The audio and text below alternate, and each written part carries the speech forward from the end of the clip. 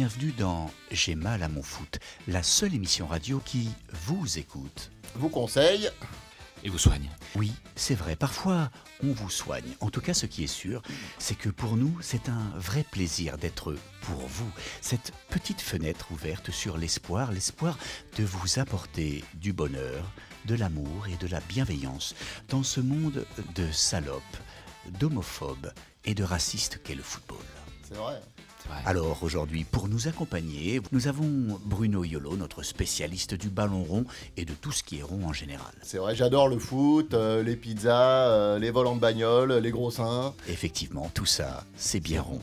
Et je précise, Bruno, que vous votez à gauche, ce qui fait de vous quelqu'un d'extrêmement bienveillant. Ah bah ça c'est sûr, ouais. Et nous sommes également accompagnés de Patrick Bosquet, notre doc à nous.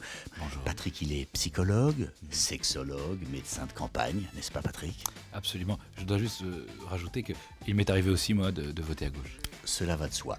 Alors, on me dit en régie que nous avons déjà un premier auditeur qui est arbitre de profession. Il s'appelle Barthélémy.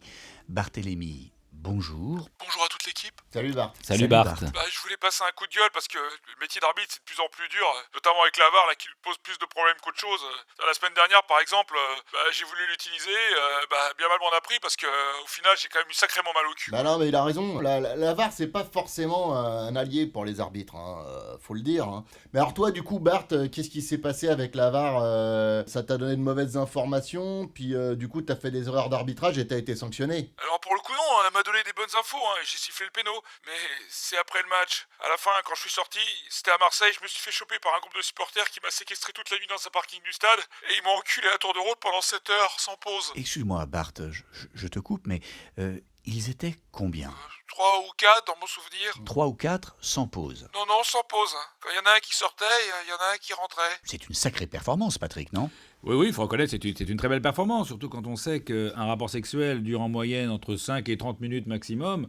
Même si on est 3 ou 4, 7 heures, c'est très très fort. Bruno, c'est du haut niveau, ça. Ah c'est du super haut niveau, ouais. Oui, d'accord, mais ça fait super mal. Oui, alors, si je peux me permettre, Barthélémy, je pense que tu n'avais pas lubrifié auparavant, et donc tu ne t'es pas préparé. Mais la préparation dans le sport... Ah bah la préparation dans le sport, c'est primordial, principalement dans le foot. Bah déjà ça évite les blessures. Oui, enfin, personne n'est préparé à ça. Pardon Bart, mais tu prends les choses par le mauvais biais. Il faut voir le verre à moitié plein et non à moitié vide. Là, c'est le psychologue qui te parle.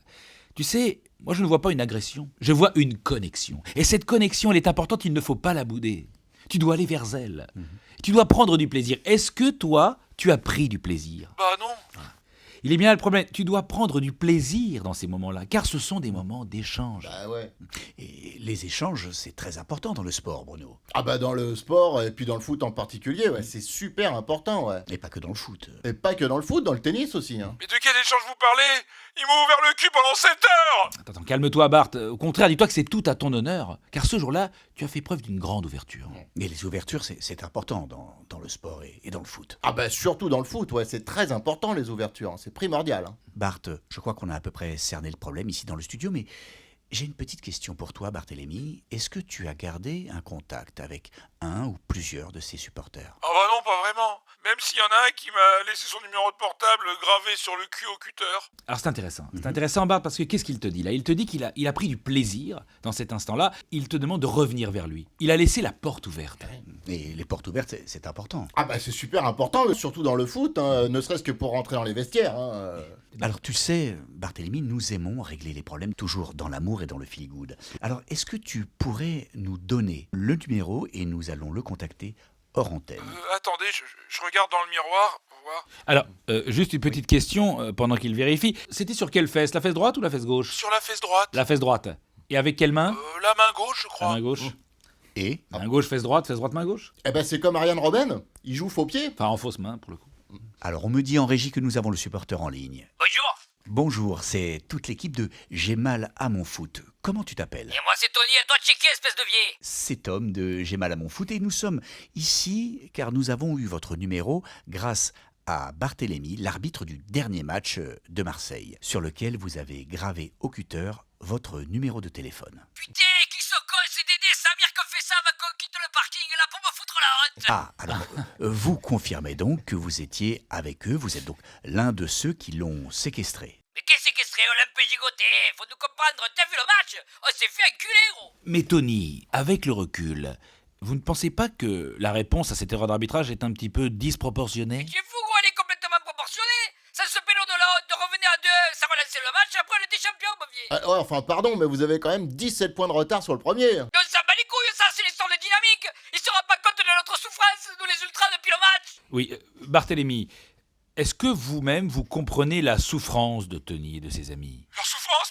Mais j'ai 45 jours d'ITT, je peux plus m'asseoir, je suis H24 sous anxiolytique et bêta-bloquant. Mais regardez la vidéosurveillance du parking et dites-moi que c'est pas ignoble ce qu'ils m'ont fait. La vidéo, on lui fait dire ce qu'on veut, c'est comme la VAR, c'est une question d'appréciation. Ouais, non, mais c'est vrai qu'on a vu les images à vitesse réelle, bon, c'est assez impressionnant. Mais au ralenti, c'est flou, hein. En effet, c'est difficile de dire si l'intrusion du démonte-pneu dans le rectum est volontaire ou non. Et puis rappelons que l'intentionnalité, c'est super important, hein, surtout au foot, hein. C'est la base. Ouais. Il se raconte ce type qu'à cause de lui, on va faire la Conference League. Bart, est-ce que vous entendez la détresse de Tony? Est-ce que vous êtes prêt à lui demander pardon? Qui, moi? Bart, il fait un pas vers toi. Est-ce que tu es prêt à faire un pas vers lui pour aller de l'avant? Et c'est important d'aller de l'avant, Bruno. Ah bah c'est important d'aller de l'avant, surtout au football, hein. Pas de passe en retrait, surtout garder la verticalité. Bon, d'accord, alors je suis désolé pour le penalty. C'est bien, Bart. C'est bien. Ouais.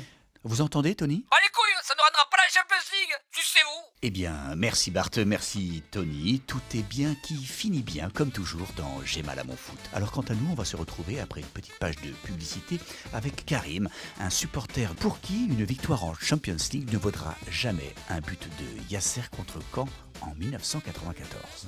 Petit problème de résilience peut-être. Ou alors il est complètement con. Aussi.